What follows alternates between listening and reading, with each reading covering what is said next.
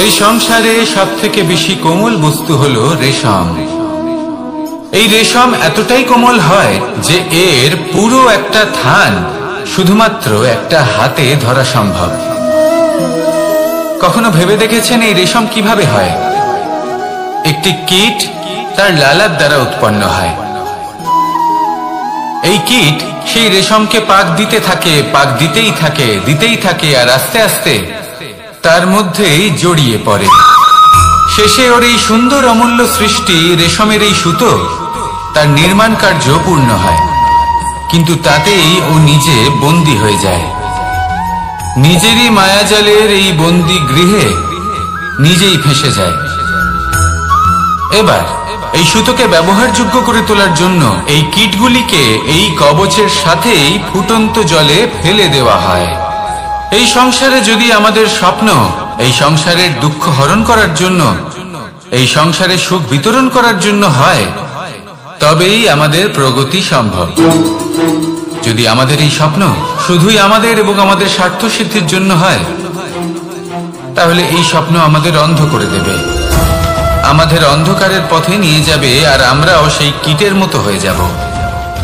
নিজেদেরই মায়াজালে আমরা নিজেই ফেঁসে যাব, আর শেষে আমরা যদি কিছু লাভ করি তা হবে একাকিত্ব, অন্ধকারময় মৃত্যু।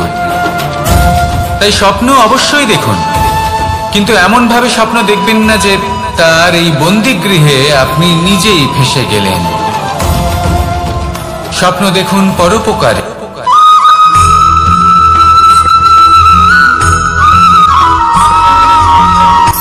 শক্তি শক্তি অর্জন করা এতটা কঠিন নয় যতটা শক্তি লাভ করার পরে সেই শক্তি সামলানো কঠিন হয়। কারণ যেই মানুষ শক্তি লাভ করে তার মনে গর্ববোধ জন্মায়, জন্মায় অহংকার, জন্মায় জেদ। তাই শক্তি প্রাপ্ত করার সাথে বিনম্র থাকাও অত্যন্ত আবশ্যক। আর এটা আমাদের শেখা উচিত বৃক্ষের থেকে। বৃক্ষ যা আমাদের ফল দেয়, বৃক্ষ যা যত ফল দেয় ততটাই ঝুঁকে যায়। আমরা পাথর মারি ওই বৃক্ষের থেকে ফল প্রাপ্ত করার জন্য। সেই পাথরের মার সহ্য করেও বৃক্ষ আমাদের ফল দেয়। কোনো গর্ববোধ নেই, কোনো অহংকার বোধ নেই, আর সেই জন্য এই বৃক্ষের পুজো করা হয়। এটাই হলো মাহাত্ম্য শক্তির সাথে বিনম্রতা। যদি এই শক্তি সৃজন করে থাকে, সাহায্য করে থাকে, সম্বল হয়ে থাকে, তবেই সেই শক্তি উপযুক্ত। আর নয়তো সেই শক্তি একদিন আপনাকে আসক্ত অবশ্যই করবে। তাহলে শক্তি অবশ্যই অর্জন করুন, কিন্তু তার সাথে সেই শক্তি সামলানোর মতো বিবেকও আপনাকে অবশ্যই জাগ্রত করতে হবে। তাহলে আসুন আমার সাথে ভালোবেসে বলুন রাধা রাধা।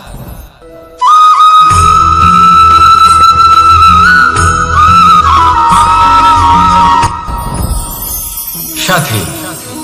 সাথী এই শব্দটির ব্যাখ্যা কে কিভাবে করে? মিত্র, সখা, বন্ধু।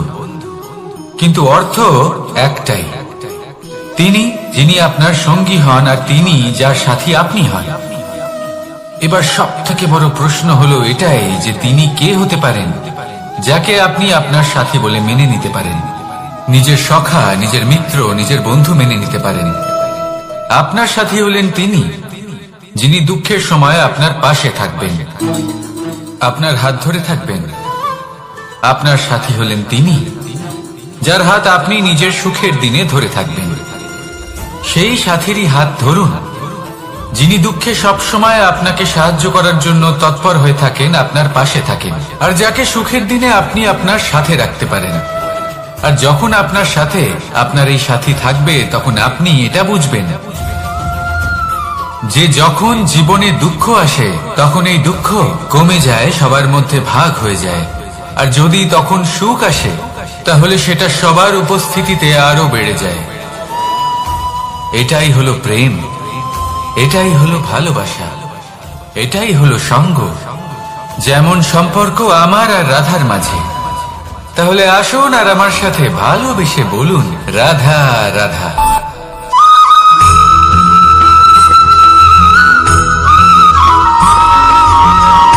জীবন কিসের উপর নির্ভরশীল? ধনের উপর।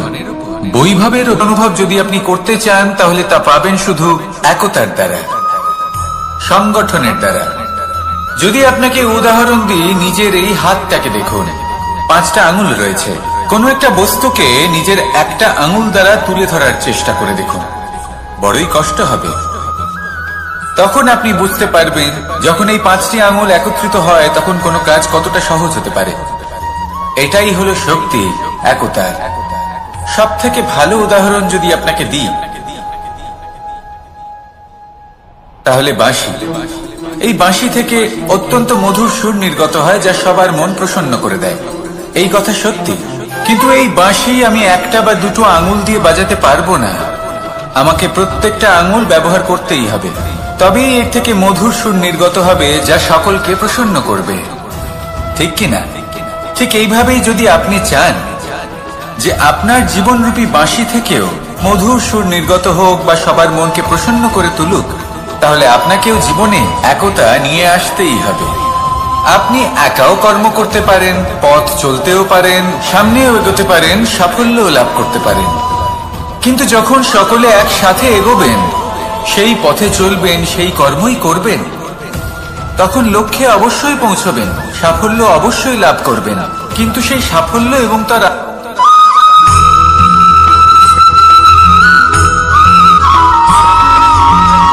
পুরুষার্থ। শাস্ত্রে 4 ধরনের পুরুষার্থের কথা বলা হয়েছে। প্রথম হলো ধর্ম। আপনি কি জানেন এই ধর্ম আসলে কি? আপনার কি মনে হয় ধর্ম আসলে কি? কোনো বিশেষ ঈশ্বরকে মানাই কি ধর্ম বলা হয়? নাকি কোনো বিশেষ রীতি পালন করাই হলো ধর্ম? নাকি কোনো বিশেষ সাহিত্যকে সর্বশ্রেষ্ঠ মনে করাই হলো ধর্ম?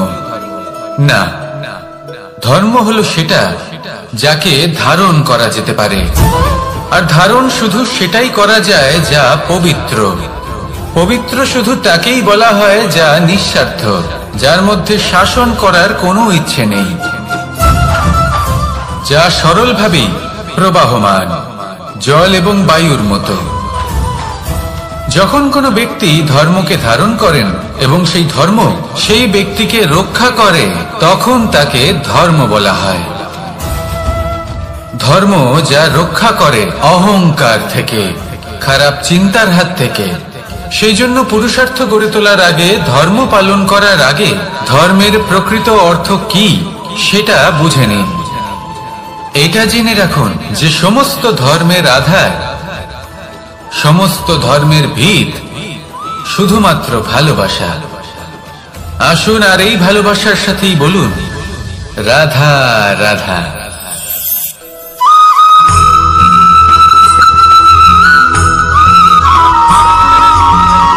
কেউ বলে জীবন খুব ক্ষণস্থায়ী, কেউ বলে জীবন হলো একটা সুন্দর স্বপ্নের মতো, আবার কেউ বলবে জীবন হলো এক কঠোর সত্য।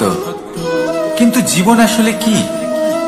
জীবন হলো আপনারই প্রতিবিম্ব, একটা দর্পণ। অর্থাৎ আপনি জীবনকে সেইভাবেই পাবেন যেরকম আপনি নিজেকে প্রতিপন্ন করবেন। যদি আপনি দর্পণের দিকে তাকিয়ে হাসেন, তাহলে আপনি সামনে হাসি মুখী দেখতে পাবেন। এবার যদি আপনি গম্ভীর হয়ে থাকেন, তাহলে আপনি একজন রুষ্ট ব্যক্তি দেখতে পাবেন। শেষে সবথেকে বেশি গুরুত্বপূর্ণ হলো আপনার চেষ্টা। আপনাকে সবসময় চেষ্টা করতে হবে যাতে আপনি নিজেকে প্রসন্ন এবং ইতিবাচক মনোভাবে রাখেন। এটা হলো আপনারই উত্তরদায়িত্ব, তাকে পালন করুন। এই মনকে প্রসন্ন রাখুন, এই সংসারকে সুন্দর বলে মনে হবে।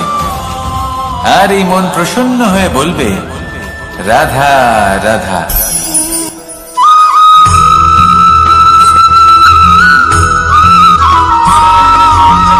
এই সংসারে প্রত্যেক মানুষ এটাই চান যে তিনি যেন ধনবান হন, আর্থিক অবস্থা তার ভালো থাকে, ওনার বাড়িতে লক্ষ্মীর আগমন হয়। কিন্তু সেটা হবে কি করে, সেটাই হলো প্রশ্ন। কেউ বলেন যে যদি পরিশ্রম করো তাহলে ধন অর্জন সম্ভব, কেউ বলেন যে যদি বিদ্যা লাভ হয় তবেই ধন অর্জন সম্ভব, কেউ বলেন যে যদি বলশালী হও তবেই সম্পন্ন থাকবে। ভালো কথা, যদি তাই হয়ে থাকে, তবে দিনমজুর সারা দিন পরিশ্রম করেন, তিনি কেন ধনী হন না? অনেকজন বিদ্বান মানুষ আছেন এই সংসারে, তারা কেন ধনবান হন না? অনেক সংখ্যক বলশালী ব্যক্তি আছেন, তাদের কাছে ধন নেই কেন? তাদের কেন ধনের অভাব হয়? আবার এমনও কিছু মানুষ আছেন যারা পরিশ্রম করেন, তারা দিনমজুর, কিন্তু তারা ধন অর্জন করতে পারেন। কিছু বিদ্বান ব্যক্তি আছেন যাদের কাছে অধিক মাত্রায় ধন রয়েছে। কয়েকজন বলশালী ব্যক্তি রয়েছেন যাদের কাছে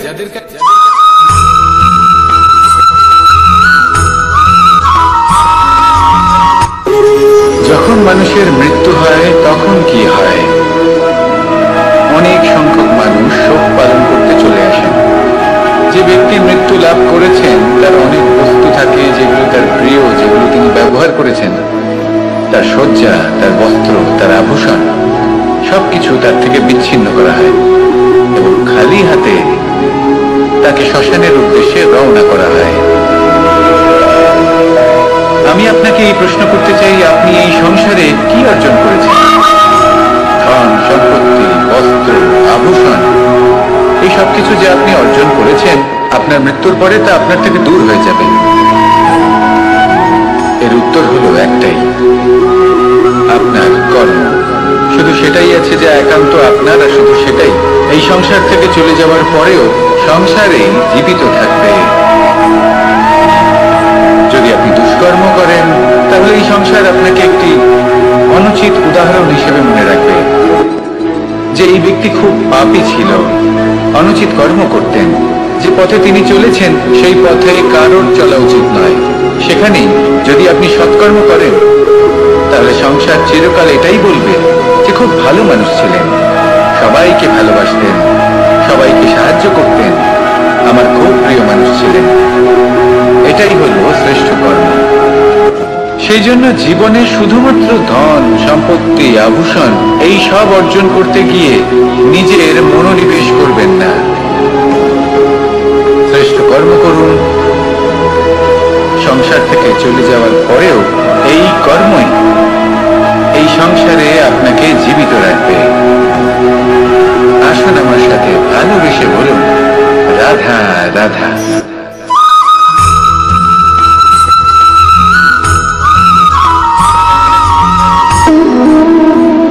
সম্পর্ক হলো আমাদের জীবনের একটি আধার। কিছু সম্পর্ক এমন যে আমরা জন্মসূত্রে লাভ করি, যেমন পরিবার, মা, বাবা। কিছু সম্পর্ক আছে যে আমরা জীবনে অর্জন করে থাকি, তা সে প্রেমের হোক, স্নেহের হোক বা বন্ধুত্বের। এই সকল সম্পর্ক লাভ করার বা গড়ে তোলার 5টি ধাপ রয়েছে। প্রথম ধাপ, কোনো ব্যক্তির সাথে আলাপ হওয়া, তার সাথে কথা বলা বা তাকে দেখা। দ্বিতীয় ধাপ, সে ব্যক্তিকে আমাদের ভালো লাগা। তৃতীয় ধাপ, আমাদের এটা চাইতে শুরু করা যে জীবনে এই ব্যক্তি যেন আমাদের বন্ধু হন, আমাদের জীবনে থাকে, বা আমাদের কাউকে ভালোবেসে ফেলা। আর এটা আমাদের ভাবা বা চাওয়া যে সেই ব্যক্তি যেন আজীবন আমার সাথে থাকেন, আমার জীবনে আমার সাথী হয়। চতুর্থ ধাপ, লাভ করা।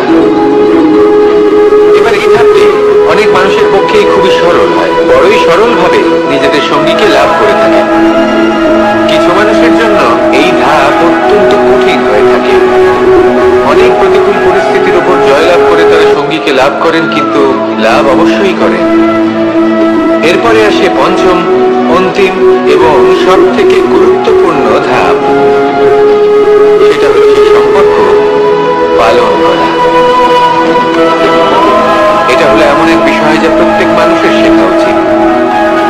যদি ব্যক্তি নিজের জীবনে সম্পর্ক রক্ষা করতে শিখে যান, তবে প্রত্যেক সম্পর্ক তার জীবনকে স্বর্গ করে তুলবে।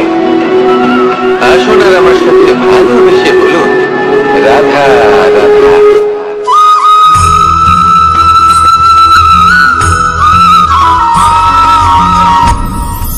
আপনি কি কখনো কোনো জলের ধারা দেখেছেন?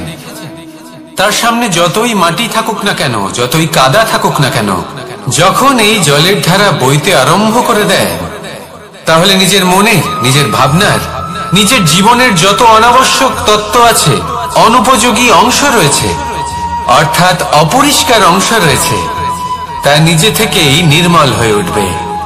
আর যেরকম জলের ধারা কখনো থেমে থাকে না, সব সময় বয়ে চলে, সেইভাবে আপনিও কখনোই থামবেন না, সবসময় বয়ে চলুন, এগোতে থাকুন।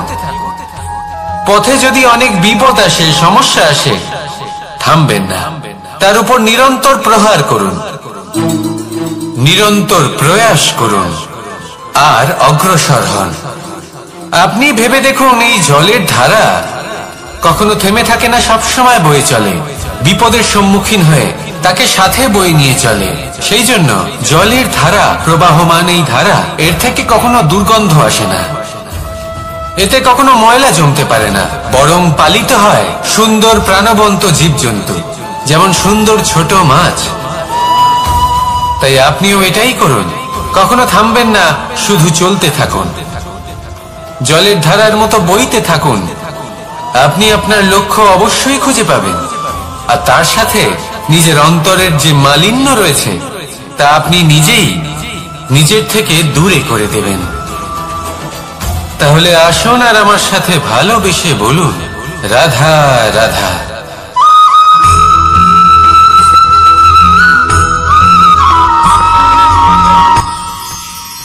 মানুষ তার জীবনে দুই ধরনের পরিস্থিতিকে খুব ভয় পায়।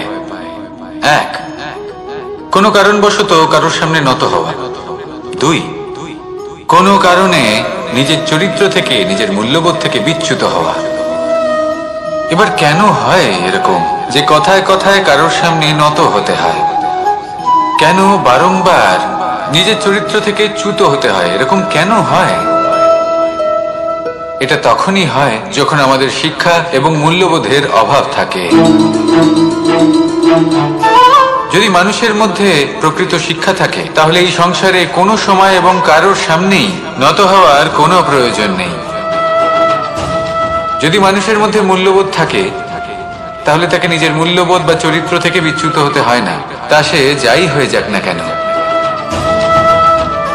কোনো বালককে যদি জন্ম থেকেই সুশিক্ষার অধিকারী করা হয়, শিক্ষিত করা হয়, মূল্যবোধের অধিকারী করা হয়, তবে সে এই সংসারে এমন কর্ম করবে যাতে সে নিজেকে, নিজের পরিবারকে, সমগ্র সমাজকে গর্বিত করতে পারে। শিক্ষা লাভ করুন, মূল্যবোধ লাভ করুন এবং আমার সাথে ভালোবেসে বলুন, রাধা রাধা।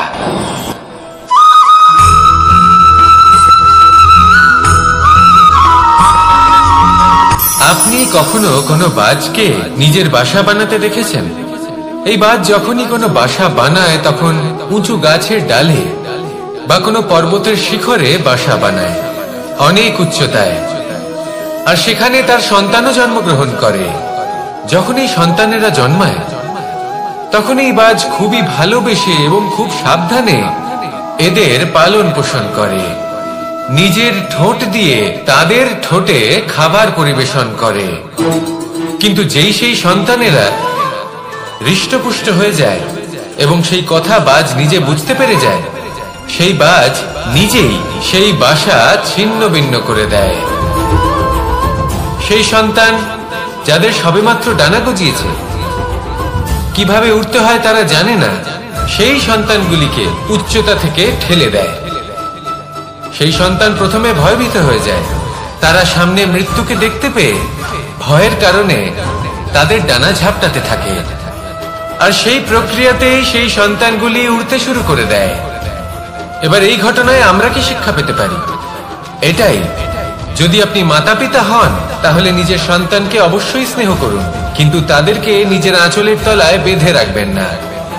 যদি আপনি চান আপনার সন্তান জীবনে উন্নতি করুক, তাহলে নিজের মুঠো থেকে তাদের স্বতন্ত্র করে দিন, এই সংসারে সংঘর্ষ করতে দিন।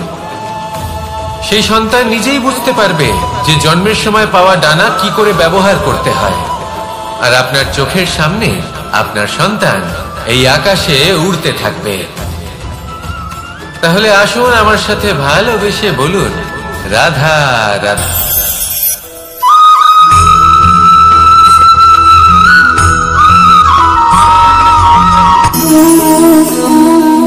নিয়তি। রাধা আমাকে বলে, কৃষ্ণ, যদি তুমি জানো যে নিয়তিতে কি আছে, তাহলে তাকে বদলে দাও না কেন? মহাদেব আমাকে বলেন যে শ্রীকৃষ্ণ, যদি আপনি এটা জানেন যে সাম্যের নিয়তি এটাই, তাহলে আপনি তাকে বদলানোর চেষ্টা কেন করেন? কেন? কারণ আমি একজন পিতা, আর পিতার কর্তব্য এটাই, তিনি যেন সম্ভাব্য সব চেষ্টা করেন নিজের সন্তানের মঙ্গলের জন্য। নিয়তি আমি জানি, কিন্তু এটাও আমি জানি যে কর্মের থেকে বড় আর কোনো নিয়তি হতে পারে না। অভিজ্ঞতাও রয়েছে যে কর্মের হাতে নিয়তির এই চক্র বদলে যেতে পারে।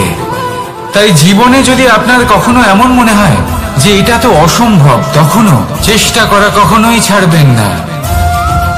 কে বলতে পারে আপনারই কর্মের কোনো এক বীজ হয়তো নিয়তির চাকায় আটকে গেল, আর নিয়তিকে নিজের পথ পাল্টাতে হল, ঠিক কিনা? সেই জন্য নিয়তিকে ভাগ্য মেনে নিয়ে চুপ করে বসে থাকবেন না।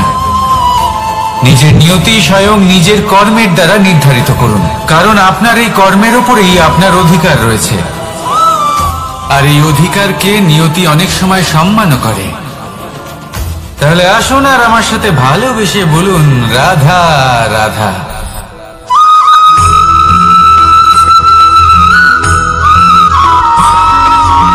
কখনো কখনো আমরা ভাবি যে কোনো ব্যক্তি যিনি ধর্মের পথে চলেছেন, যদি তার দ্বারা কোনো ভুল হয়ে থাকে তাহলে নিয়তি তাকে সেই মুহূর্তেই কঠোর শাস্তি দেন। কিন্তু সেই সব মানুষ যারা সংসারের সব থেকে বড় অধর্মী, বহু নিকৃষ্ট মানের কাজ করেন, তাদের নিয়তি অনেক সুযোগ দেন। তাদের নিয়তি এরকম কঠোর প্রহার করেন না। এই ভাবনা কখনো না কখনো মনে আসেই। ভেবে দেখুন কেন? আসলে জীবনকে বেশিরভাগ মানুষ একভাবেই দেখে থাকেন, বিভিন্ন স্তরে একে দেখা উচিত। এবার আপনি বলুন, এই সংসারে কোনো অধর্মী কখনো প্রেরণার উৎস হতে পারেন? কখনোই না। যে মানুষ নিজের আত্মাকে মলিন করে ফেলেছেন, তিনি এই সংসারকে কিভাবে প্রেরণা যোগাবেন? উনি নিজেই বুঝতে পারেন না কোনটা করা উচিত, ধর্ম কোনটা। তাই নিয়তি তাকে একটা সুযোগ দেন, এটা বোঝার সুযোগ দেন যে কোনটা উচিত, কোনটা ধর্ম। সুযোগ দেন নিজের বিবেক জাগিয়ে তোলার, তাকে সুযোগ দেন নিজের অন্তরাত্মার ডাক শোনার। যখন তাতেও কাজ হয় না, তখন নিয়তির কাছে একটাই পথ বাকি থাকে, আর তা হল মহাবিনাশ। মহাবিনাশ হয়তো দেরিতেই আসতে পারে, কিন্তু তা অবশ্যই আসবে। আর যখন মহাবিনাশ আসে, তখন মহাবিনাশের যন্ত্রণা সমগ্র মানব জীবনের যন্ত্রণার থেকে অনেক বেশি হয়। এই কথাটা সবসময় মনে রাখবেন। আর অন্যদিকে যে মানুষ ধর্মের পথে চলছেন, তার দ্বারা যদি কোনো ভুল হয়ে থাকে, তখন নিয়তি তার পরীক্ষা নেয়। কিছুক্ষণের জন্য মানুষের মনে হতে পারে নিয়তি তাকে কঠোর শাস্তি দিয়েছেন।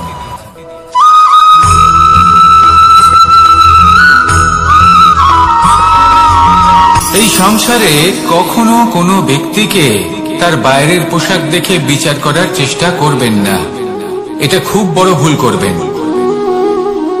যেমন আমরা জীবনে অনেক সময় এমন করি, ধরুন কোথাও একটা গাছ দেখলাম, খুব বিশাল আকারের একটা গাছ, যেটা মাটির থেকে অনেক উঁচুতে পৌঁছে গেছে, যার বিশাল শাখা আছে। সেগুলো দেখে আমরা ভাবি যে এই গাছে হয়তো কত সুস্বাদু ফল আছে, আমরা সেই গাছের পরিচর্যা করতে থাকি। আবার অন্যদিকে হলো একটি তৃণ, যেটা মাটি থেকে কিছুটা উঁচুতে পৌঁছেছে, কিন্তু সেই তৃণর নিচে, মাটির নিচে অত্যন্ত সুস্বাদু ফল বা সবজি জন্ম নেয়, যা আমাদের স্বাস্থ্যের পক্ষে অত্যন্ত উপকারী। সেই জন্য কখনো আবরণ দেখে কাউকে বিচার করতে চেষ্টা করবেন না। তার বদলে এটা বোঝার চেষ্টা করুন যে আপনার সামনে যে ব্যক্তি আছে বা বস্তু আছে, তার বিশেষত্ব কি।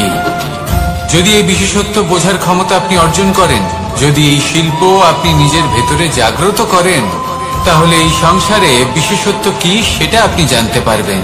আর এই সমস্ত খেলা দৃষ্টি থেকে নয়, দৃষ্টিভঙ্গি থেকে জন্ম নেয়। দৃষ্টিভঙ্গি সবসময় শুভ রাখুন, আর আমার সাথে ভালোবেসে বলুন, রাধা রাধা।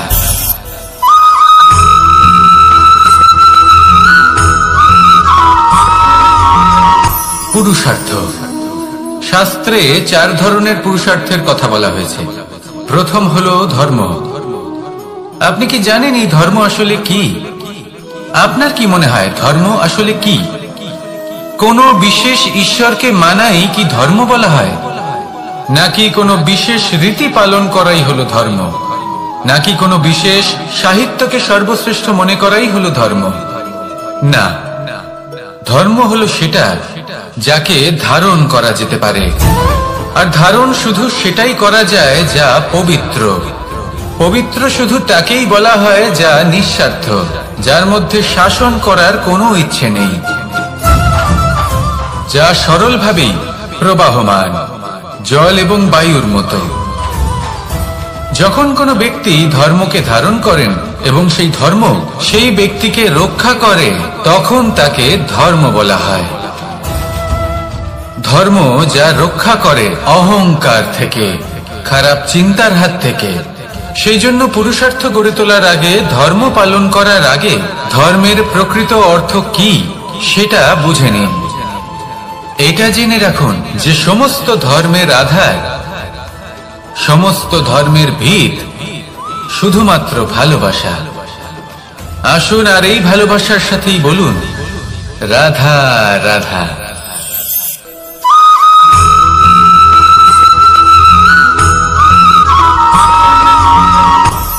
আপনি কখনো পর্বতের শিখরে উঠেছেন? আপনি দেখতে পাবেন পর্বতের পদতলে প্রচুর সুন্দর ফুল রয়েছে, সবুজ বনানী রয়েছে।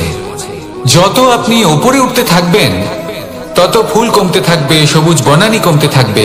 আরো কিছুটা উপরে উঠলে কাঁটা জাতীয় গাছ দেখতে পাবেন, শুকনো গাছ দেখতে পাবেন। আরো যদি উপরে ওঠেন তাহলে পাষাণ দেখতে পাবেন। আরো উপরে উঠলে হিমখণ্ড দেখতে পাবেন। এই যে পর্বত, তা মনুষ্য জীবনের সব থেকে উত্তম উদাহরণ। মানুষ যখন সাফল্যের শিখরে পৌঁছতে চান, মহানুভবতার শিখরে পৌঁছতে চান, পথে যত আস্তে আস্তে উপরে উঠতে থাকেন, ততই ভৌতিক বস্তু তার থেকে বিচ্ছিন্ন হতে থাকে। যদি তিনি সেই ভৌতিক বস্তুগুলি ত্যাগ না করতে পারেন, তাহলে কখনোই সেই স্থানে পৌঁছতে পারবেন না।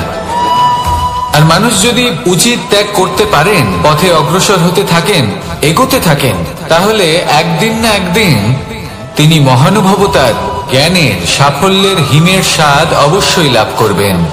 মনে রাখবেন, মানব জীবনের ত্যাগ হলো অত্যন্ত গুরুত্বপূর্ণ অংশ। আসুন আমার সাথে ভালোবেসে বলুন রাধা রাধা।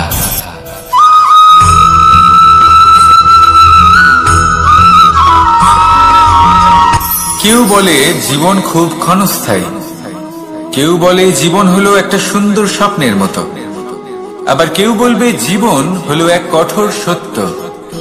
কিন্তু জীবন আসলে কি? জীবন হলো আপনারই প্রতিবিম্ব, একটা দর্পণ। অর্থাৎ আপনি জীবনকে সেইভাবেই পাবেন যেরকম আপনি নিজেকে প্রতিপন্ন করবেন। যদি আপনি দর্পণের দিকে তাকিয়ে হাসেন, তাহলে আপনি সামনে হাসি মুখী দেখতে পাবেন। এবার যদি আপনি গম্ভীর হয়ে থাকেন, তাহলে আপনি একজন রুষ্ট ব্যক্তি দেখতে পাবেন। শেষে সব থেকে বেশি গুরুত্বপূর্ণ হলো আপনার চেষ্টা। আপনাকে সবসময় চেষ্টা করতে হবে যাতে আপনি নিজেকে প্রসন্ন এবং ইতিবাচক মনোভাবে রাখেন। এটা হলো আপনারই উত্তরদায়িত্ব, তাকে পালন করুন। এই মনকে প্রসন্ন রাখুন, এই সংসারকে সুন্দর বলে মনে হবে। আর এই মন প্রসন্ন হয়ে বলবে রাধা রাধা।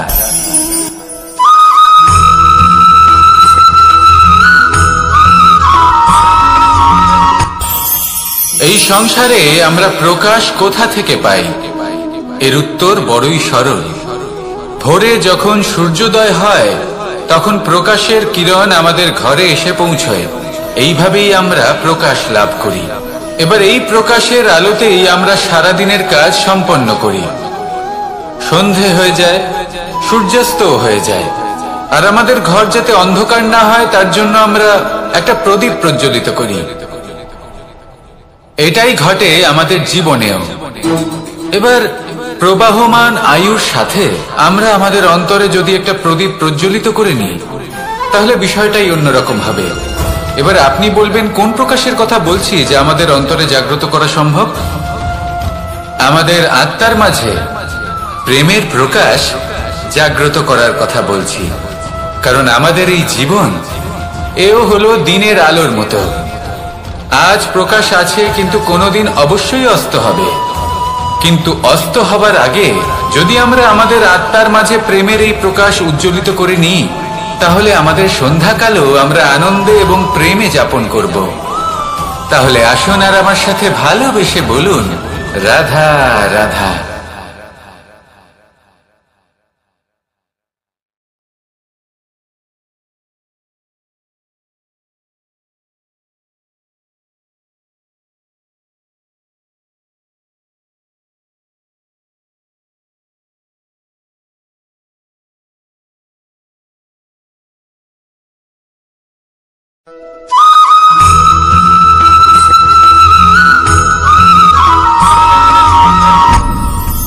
আপনি কি কখনো কোনো জলের ধারা দেখেছেন?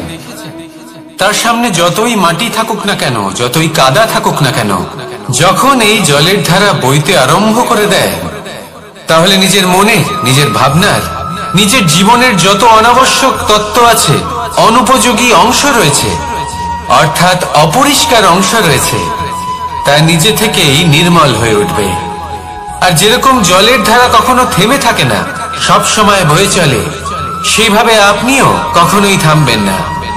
সবসময় বয়ে চলুন, এগোতে থাকুন। পথে যদি অনেক বিপদ আসে, সমস্যা আসে, থামবেন না, তার উপর নিরন্তর প্রহার করুন, নিরন্তর প্রয়াস করুন আর অগ্রসর হন।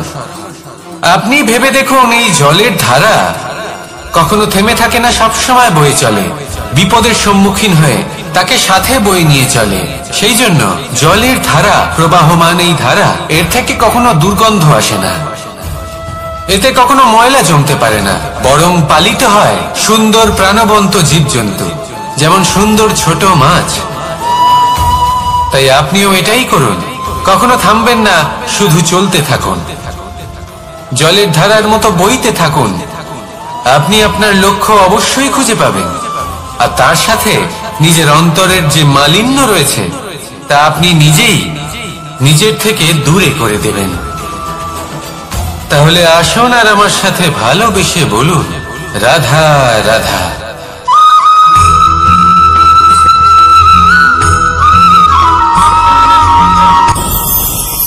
ভয়ের সাথে আমরা সবাই পরিচিত, কষ্ট আমরা সবাই পেয়েছি।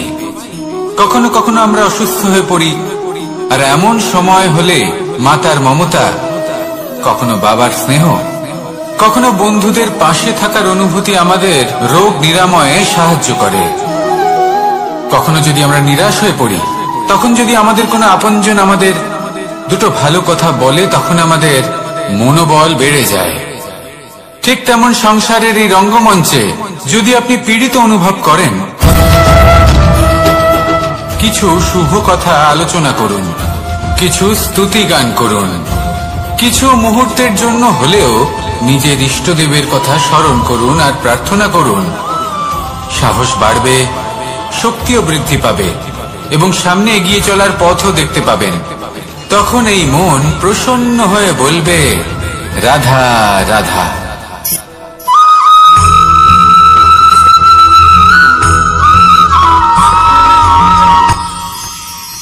মানুষ তার জীবনে দুই ধরনের পরিস্থিতিকে খুব ভয় পায়। এক, কোনো কারণবশত কারোর সামনে নত হওয়া। দুই, কোনো কারণে নিজের চরিত্র থেকে, নিজের মূল্যবোধ থেকে বিচ্যুত হওয়া। এবার কেন হয় এরকম যে কথায় কথায় কারোর সামনে নত হতে হয়? কেন বারংবার নিজের চরিত্র থেকে চ্যুত হতে হয়? এরকম কেন হয়? এটা তখনই হয় যখন আমাদের শিক্ষা এবং মূল্যবোধের অভাব থাকে। যদি মানুষের মধ্যে প্রকৃত শিক্ষা থাকে, তাহলে এই সংসারে কোনো সময় এবং কারোর সামনেই নত হওয়ার কোনো প্রয়োজন নেই। যদি মানুষের মধ্যে মূল্যবোধ থাকে, তাহলে তাকে নিজের মূল্যবোধ বা চরিত্র থেকে বিচ্যুত হতে হয় না, তা সে যাই হয়ে যাক না কেন। কোনো বালককে যদি জন্ম থেকেই সুশিক্ষার অধিকারী করা হয়, শিক্ষিত করা হয়, মূল্যবোধের অধিকারী করা হয়, তবে সে এই সংসারে এমন কর্ম করবে যাতে সে নিজেকে, নিজের পরিবারকে, সমগ্র সমাজকে গর্বিত করতে পারে। শিক্ষা লাভ করুন, মূল্যবোধ লাভ করুন এবং আমার সাথে ভালোবেসে বলুন, রাধা রাধা।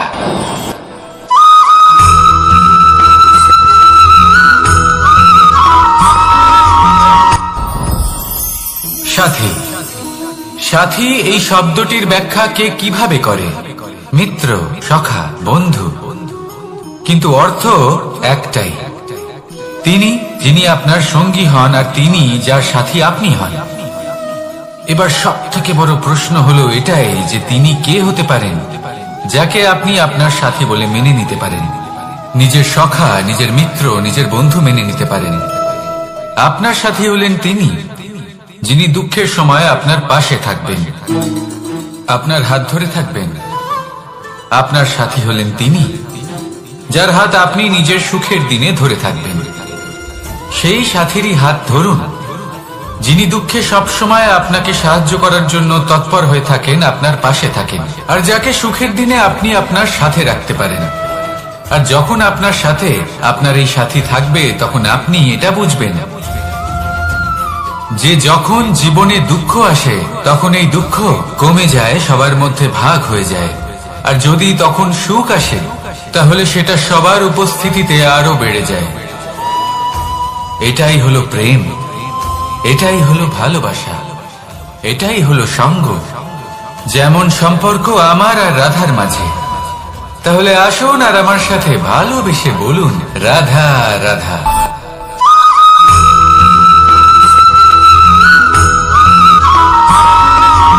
কখনো কখনো আমরা ভাবি যে কোনো ব্যক্তি যিনি ধর্মের পথে চলেছেন, যদি তার দ্বারা কোনো ভুল হয়ে থাকে তাহলে নিয়তি তাকে সেই মুহূর্তেই কঠোর শাস্তি দেন। কিন্তু সেই সব মানুষ যারা সংসারের সব থেকে বড় অধর্মী, বহু নিকৃষ্ট মানের কাজ করেন, তাদের নিয়তি অনেক সুযোগ দেন। তাদের নিয়তি এরকম কঠোর প্রহার করেন না। এই ভাবনা কখনো না কখনো মনে আসেই। ভেবে দেখুন কেন? আসলে জীবনকে বেশিরভাগ মানুষ একভাবেই দেখে থাকেন, বিভিন্ন স্তরে একে দেখা উচিত। এবার আপনি বলুন, এই সংসারে কোনো অধর্মী কখনো প্রেরণার উৎস হতে পারেন? কখনোই নয়। যে মানুষ নিজের আত্মাকে মলিন করে ফেলেছেন তিনি এই সংসারকে কিভাবে প্রেরণা যোগাবেন? উনি নিজেই বুঝতে পারেন না কোনটা করা উচিত, ধর্ম কোনটা। তাই নিয়তি তাকে একটা সুযোগ দেন, এটা বোঝার সুযোগ দেন যে কোনটা উচিত, কোনটা ধর্ম। সুযোগ দেন নিজের বিবেক জাগিয়ে তোলার, তাকে সুযোগ দেন নিজের অন্তরাত্মার ডাক শোনার। যখন তাতেও কাজ হয় না তখন নিয়তির কাছে একটাই পথ বাকি থাকে, আর তা হল মহাবিনাশ। মহাবিনাশ হয়তো দেরিতেই আসতে পারে, কিন্তু তা অবশ্যই আসবে। আর যখন মহাবিনাশ আসে তখন মহাবিনাশের যন্ত্রণা সমগ্র মানব জীবনের যন্ত্রণার থেকে অনেক বেশি হয়। এই কথাটা সবসময় মনে রাখবেন। আর অন্যদিকে যে মানুষ ধর্মের পথে চলছেন তার দ্বারা যদি কোনো ভুল হয়ে থাকে তখন নিয়তি তার পরীক্ষা নেয়। কিছুক্ষণের জন্য মানুষের মনে হতে পারে নিয়তি তাকে কঠোর শাস্তি দিয়েছেন,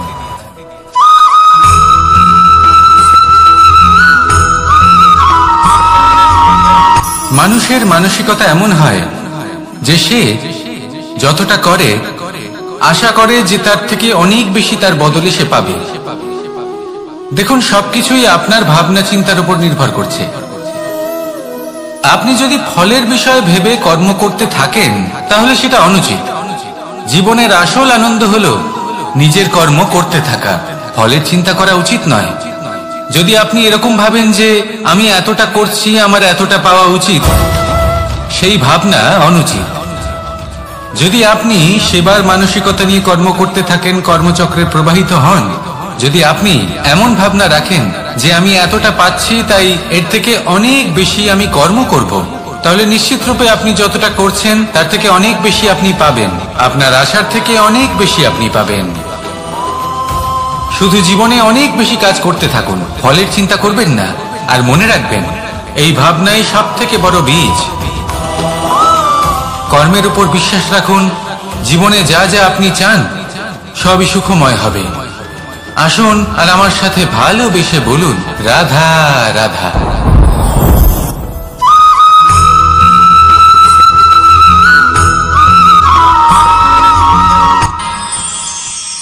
আমরা সবাই সূর্যকে সম্মান কেন করি? কারণ আমরা জানি যে সন্ধেবেলা যখন সূর্যাস্ত হবে তখন শুধুমাত্র অন্ধকার বাকি থাকবে। ঠিক কিছুটা এরকমই হয় আমাদের মাতা পিতাও, যিনি আমাদের জন্ম দেন, আমাদের ভরণ পোষণ করেন, আমাদের বড় করেন, আমাদের প্রেম প্রদান করেন। কখনো কখনো তাদের মুখ থেকে কটু কথা নিঃসৃত হয়, আমাদের দুঃখ হয়, কিন্তু তখন আমাদের এটা বোঝা উচিত এগুলি নিঃসৃত হচ্ছে আমাদেরই মঙ্গলের জন্য। যেমন সূর্যদেব, উনিও উত্তাপ দিয়ে থাকেন আমাদেরই মঙ্গলের জন্য, যাতে ফসল পাকতে পারে, যাতে জল বাষ্প হয়ে মেঘ হতে পারে, বৃষ্টি হতে পারে, আর এই সংসারে নিরন্তর জলের প্রবাহ থাকে।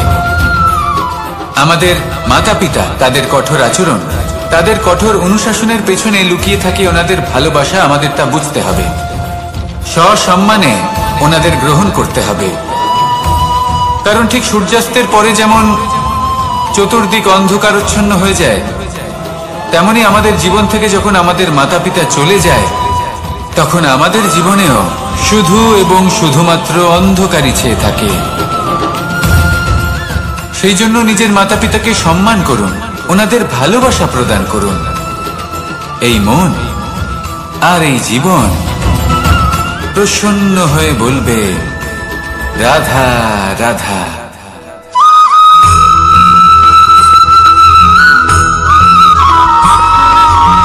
এই সংসারে কখনো কোনো ব্যক্তিকে তার বাইরের পোশাক দেখে বিচার করার চেষ্টা করবেন না, এটা খুব বড় ভুল করবেন।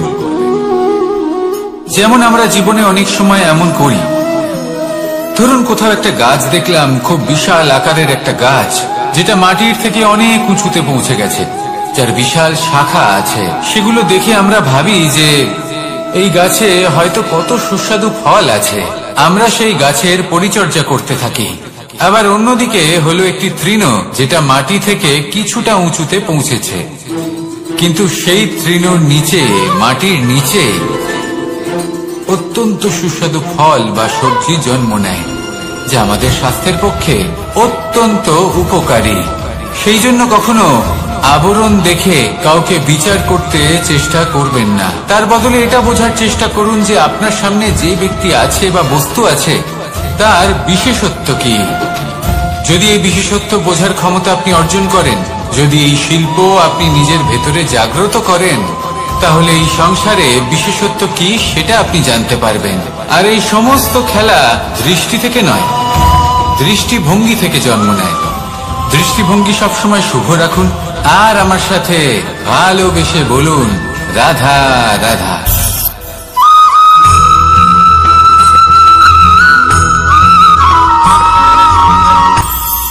এটা হলো ধান গাছ, এর থেকে যে চাল উৎপন্ন হয় তা মানুষ গ্রহণ করেন। আর এটা কি? এ হলো জংলি ঘাস। একবার ভেবে দেখুন, যদি এই জংলি ঘাস ধান গাছের আশেপাশে থাকে তাহলে কি হবে? ধান উৎপন্ন হতে পারবে? তা উৎকৃষ্ট হতে পারবে? আমরা কি তা গ্রহণ করতে পারবো? কখনোই নয়। এই জংলি ঘাস ধানকে নষ্ট করে দেবে, কিন্তু নিজে জীবিত থাকবে। এটাই হলো আজকের শিক্ষা। এই সংসারে যদি আপনি নীতির পথে চলতে চান, উচিত কর্ম করতে চান, সংসারকে সেবা করতে চান, তাহলে জংলি ঘাসের মতো ব্যক্তিদের থেকে সবসময় দূরে থাকতে হবে। সেই ব্যক্তি যারা দুর্নীতি এবং মিথ্যা দ্বারা পরিপূর্ণ, যাদের ব্যবহার অশুভ, যাদের অনেক অশুভ গুণ রয়েছে, তারা সঠিক নয়। সেই সকল ব্যক্তি যাদের চরিত্র অত্যন্ত দুষ্ট হয়, তারা হয় শুভ চরিত্রের ব্যক্তিকে একদম নষ্ট করে দেয়, নয় নিজের মতো বানিয়ে তোলে। তাই যদি আপনি নীতির পথে চলতে চান, এই সংসারের জন্য শুভ কর্ম করতে চান, তাহলে সেই সঙ্গ লাভ করুন যে সঙ্গ জ্ঞানে পরিপূর্ণ, যাদের মধ্যে অনেক গুণ আছে, যাদের থেকে প্রতিদিন কিছু শিখতে পারবেন।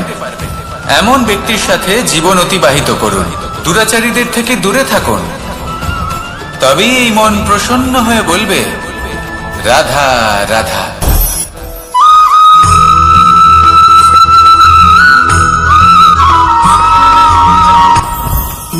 জীবনে কিছু শেখা অত্যন্ত গুরুত্বপূর্ণ। এবার কি কি শিখতে হবে সেই সব শেখানোর জন্য অনেক শিক্ষক রয়েছেন, কিন্তু কি শিখবেন না আর কি করবেন না এটা আমাদের নিজের অভিজ্ঞতা দিয়ে শিখতে হয়। কিন্তু তার মানে এটা নয় যে যদি আপনাকে শিখতে হয় যে আগুনের তাপ কতটা, আপনাকে আগুনের মধ্যে হাত দিতে হবে। না, অন্য কারোর অভিজ্ঞতা দ্বারাও শিখতে পারেন। প্রশ্ন শুধুমাত্র একটাই যে আপনি কি শিখতে চান নাকি চান না। যদি আপনি এটাই ভাবেন যে আমি শুধুই নিজের অভিজ্ঞতা দ্বারাই শিখতে চাই, তাহলে জীবনকাল ছোট মনে হবে, অনেক কিছুই শিখতে পারবেন না। তাই নিজের সাথে সাথে বড়দের অভিজ্ঞতা দ্বারাও শেখা শুরু করে দিন। এই সংসারের অভিজ্ঞতা দ্বারা শিখতে শুরু করে দিন। আর এটা নিশ্চিত রূপে শেখা আবশ্যক যে কখন কি করবেন না, কোথায় থামতে হবে আর কোথায় থামবেন না। তাহলে আসুন আর আমার সাথে ভালোবেসে বলুন রাধা রাধা।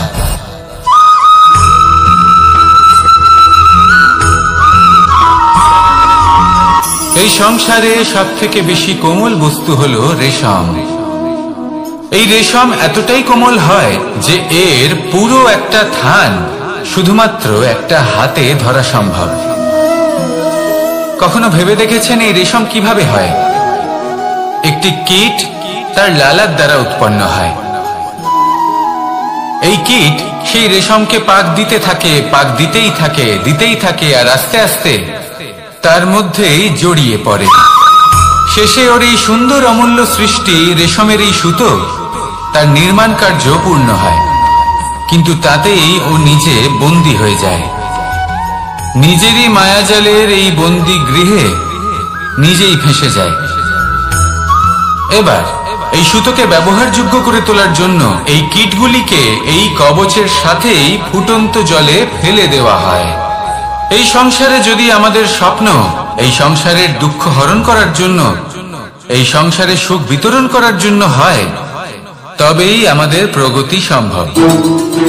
যদি আমাদের এই স্বপ্ন শুধুই আমাদের এবং আমাদের স্বার্থ সিদ্ধির জন্য হয়, তাহলে এই স্বপ্ন আমাদের অন্ধ করে দেবে, আমাদের অন্ধকারের পথে নিয়ে যাবে, আর আমরাও সেই কীটের মতো হয়ে যাব। নিজেদেরই মায়াজালে আমরা নিজেই ফেঁসে যাব, আর শেষে আমরা যদি কিছু লাভ করি তা হবে একাকিত্ব, অন্ধকারময় মৃত্যু। তাই স্বপ্ন অবশ্যই দেখুন, কিন্তু এমন ভাবে স্বপ্ন দেখবেন না যে তার এই বন্দিগৃহে আপনি নিজেই ফেঁসে গেলেন। স্বপ্ন দেখুন পরোপকারে।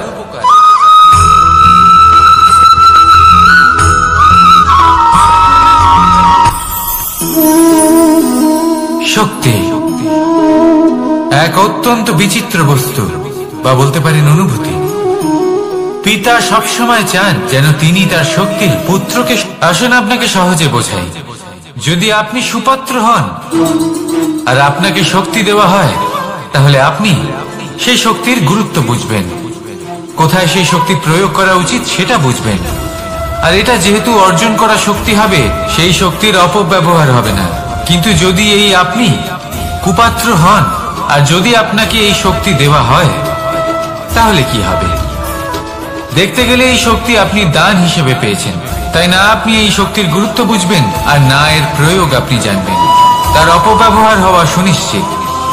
তাই যদি আপনি কোনো শক্তি অর্জন করতে চান, তাহলে আগে তার যোগ্য হয়ে উঠুন, পুত্র নয় পাত্র হয়ে উঠুন। আর আমার সাথে ভালোবেসে বলুন রাধা রাধা।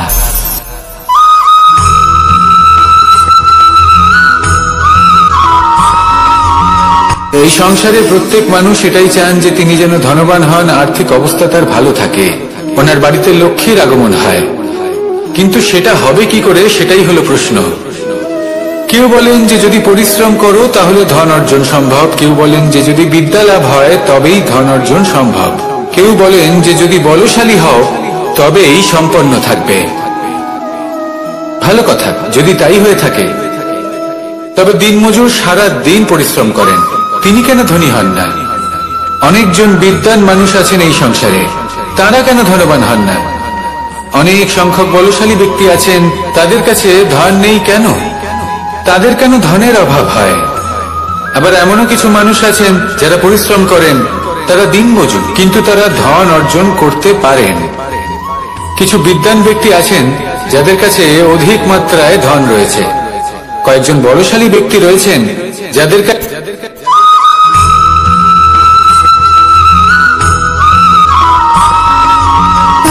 সুখ, দুঃখ এবং শক্তি, এই তিন হলো এই সংসারের ত্রিদেবের মতো। আমাদের জীবনে যা কিছু ঘটছে এই তিনটির ভিত্তির উপরেই হচ্ছে। আসলে এই সংসারের একটা নিয়ম আছে, যখনই আপনি কিছু লাভ করেন এই সংসার আপনার পরীক্ষা নেয়।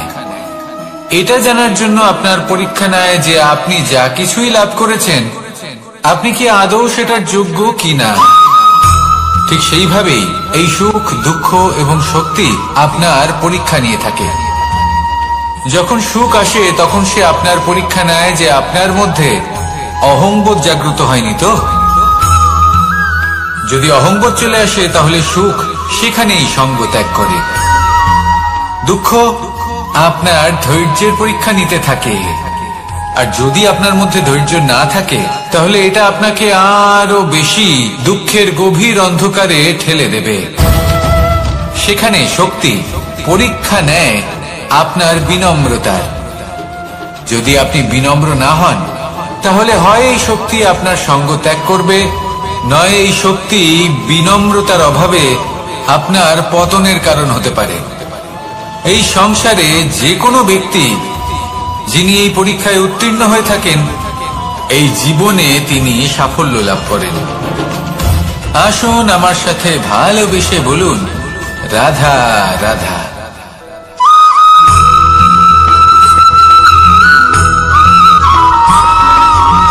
পঞ্চতত্ত্বের মধ্যে দ্বিতীয় তত্ত্ব হল ধরণী, ভূমি, যাকে আমরা ধরণী মাতা বলি। এই ধরণী ধৈর্য ধারণ করে, আর এর উপরেই আমাদের সমগ্র সংসার নির্ভরশীল। কারণ এই ভূমি সহ্য ক্ষমতা রাখে, এর সহ্য ক্ষমতা হল অপরিসীম। সন্তান যতই আঘাত প্রদান করুক না কেন প্রেম পূর্বক সহ্য করে, আর তার বদলে অমূল্য রত্ন প্রদান করে। সন্তান যদি হাল চালায় তাহলে তার বদলে তাকে অন্ন প্রদান করে। এটাই হলো ধরণী। এবার এর থেকে আমরা কি শিক্ষা পেতে পারি? এটাই যে কারোর জন্য কিছু করা বা কাউকে কিছু দেওয়া মনে কোনো কামনা ছাড়াই। আর এই কথাটা বুঝে যান, যদি কারোর জন্য কামনা না রেখে বা কোনো পাওয়ার আশা না রেখে কারোর জন্য কিছু করেন বা কারোকে কিছু দেন, যদি এটা আপনি শিখতে পারেন তবে আপনি ভালোবাসতে শিখে গেছেন। আর সেই জন্যই এই ধরিত্রীকে মাতা বলা হয়। কারণ মাতা শুধু উনি নন যিনি গর্ভে সন্তানকে ধারণ করেন, মাতা তো উনিও যিনি জীবন বাঁচতে শেখান, যিনি জীবন বাঁচার উদাহরণ প্রদান করেন। তাহলে ধরণীর থেকে এই নিঃস্বার্থ ভাব শিখুন, নিঃস্বার্থ ভালোবাসা শিখুন, আর এই ভালোবাসার সাথেই বলুন, রাধা রাধা।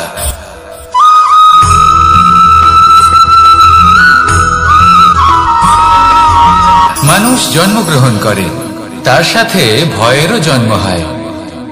ছোটবেলা থেকেই আমাদের মনে কোনো না কোনো প্রকারের ভয় থেকেই যায়। কেউ এই বিষয়ে ভয় পায় যে তার কোনো বস্তু তার থেকে দূরে চলে যাবে, কেউ এই বিষয়ে ভয় পায় যে আমি নিজেকে হারিয়ে ফেলব, কেউ এই ভেবে ভয় পায় যে আমার প্রিয়জনেরা তারা যেন আমার থেকে দূরে না চলে যায়, কেউ এই ভেবে ভয় পায় যে আমরা যেন পথ না হারিয়ে ফেলি, আদি ইত্যাদি। কিন্তু সত্যি কথা বলতে ভেবে দেখুন এই ভয় বাস্তবে কি? শুধুই একটা মনস্থিতি, আর কিছুই নয়। যা কিছু আপনি জীবনে পেয়েছেন তা একদিন আপনাকে হারাতে হবে। এই জীবন হলো আপনারই, কিন্তু তাও একদিন সমাপ্ত হবে। তাই ভয় পেয়ে কি লাভ? এই ভয় শুধু আপনাকে জীবন যাপন করা থেকে বাধা দিচ্ছে, আর কিচ্ছু নয়। পথ হারিয়ে ফেললেই বুঝতে পারবেন যে নতুন পথ কিভাবে বানাতে হয়। কিছু মানুষকে জীবন থেকে হারালে তবেই আপনি বুঝবেন যে আপনার আপনজনকে। এই ভয়ের কারণে ভীত হয়ে থাকবেন না। এই তারা নক্ষত্র অন্ধকারের অভাবে গুরুত্ব হারায়। শিবকেও মহাদেব হওয়ার জন্য বিষ পান করতে হয়েছিল। প্রত্যেক পরিস্থিতি, প্রত্যেক সাফল্য আপনার পরীক্ষা নেবে, তাতে উত্তীর্ণ হওয়া হলো আপনার কর্ম। যখনই আপনি ভয় পাবেন বা সংকটের সম্মুখীন হবেন, তখন সাহসের সাথে তার সম্মুখীন হন। মনে রাখবেন, যে সম্মুখীন হতে জানে, সাফল্য তার সাথে সবসময় থাকে। আসুন আর আমার সাথে ভালোবেসে বলুন, রাধা রাধা।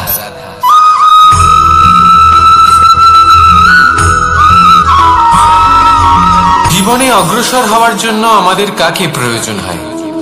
মাতা পিতা, বন্ধু, প্রেম, সাহায্য, অর্থ, পরিশ্রম, আশা। ভিন্ন ভিন্ন মানুষ ভিন্ন ভিন্ন বিকল্প চয়ন করে। যদি আমি আপনাকে বলি,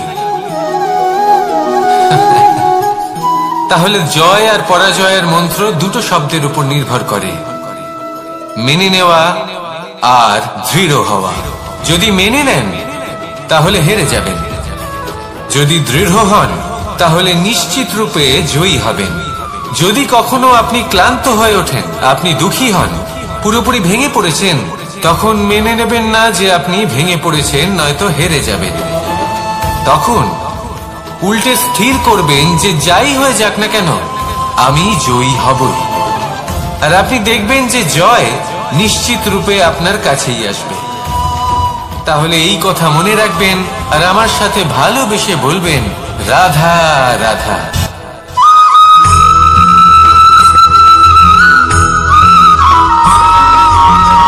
এই সংসারে কোনো বস্তু হোক বা ব্যক্তি হোক, তার একার গুরুত্ব কিন্তু খুব বেশি নয়। একটা উদাহরণ হিসেবে বৃষ্টির ফোঁটাকে ভেবে দেখুন। যদি একটি বৃষ্টির ফোঁটা হয় তাহলে তার খুব বেশি গুরুত্ব থাকে না, কিন্তু যখন সহস্র বৃষ্টির ফোঁটা মেঘের মধ্যে দিয়ে ঝরে পড়ে, তখন সেটা বর্ষার রূপ ধারণ করে। সেই বর্ষা যাই প্রকৃতিকে শান্ত করে। সেইভাবেই পাথরের ছোট টুকরো, তার খুব বেশি গুরুত্ব থাকে না, কিন্তু যখন অসংখ্য পাথরের টুকরো একত্রিত হয় তখন তা পর্বতের আকার ধারণ করে। সেইভাবেই কিছু মানুষ যখন একত্রিত হন তখন তৈরি হয় পরিবার, কিছু পরিবার যখন একত্রিত হয় তখন তৈরি হয় সমাজ, যখন অনেক সংখ্যক সমাজ একত্রিত হয় তখন তৈরি হয় রাজ্য। এবার এই রাজ্যের সব থেকে গুরুত্বপূর্ণ ব্যক্তি হতে পারেন রাজা, কিন্তু তাও সেই রাজা একা কিছু করতে পারেন না। যুদ্ধ লড়ার সময় তারও নিজের সৈন্যদলকে প্রয়োজন পড়ে। কিন্তু এই সংসারে এমন একজন ব্যক্তি আছেন যিনি একাই সব কাজ করতে থাকেন, এবং সেই ব্যক্তি হলেন মা।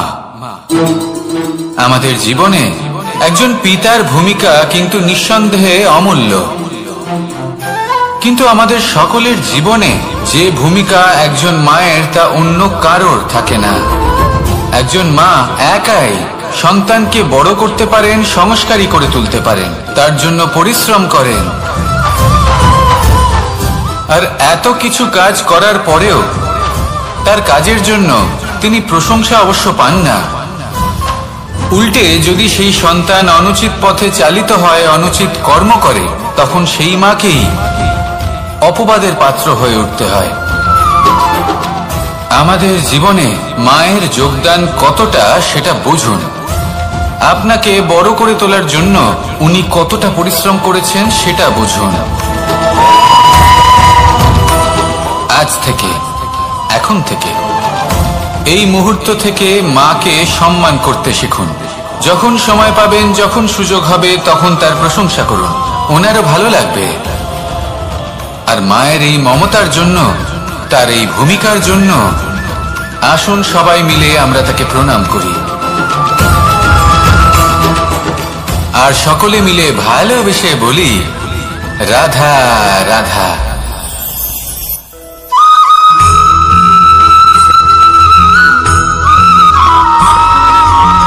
এই সংসারের সবথেকে গুরুত্বপূর্ণ তত্ত্ব কোনটা? প্রথম হলো সময়।